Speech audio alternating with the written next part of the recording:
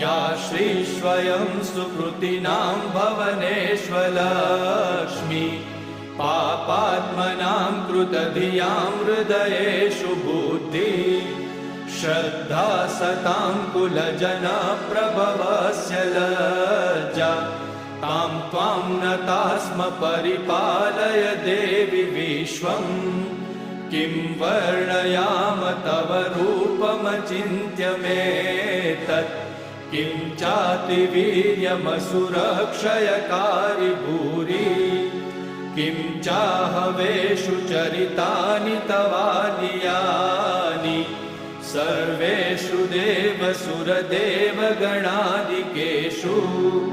हेतु समस्त जगतां त्रिगुणापि दोषे न ज्ञायसे हरिहरादिभिरप्यपारा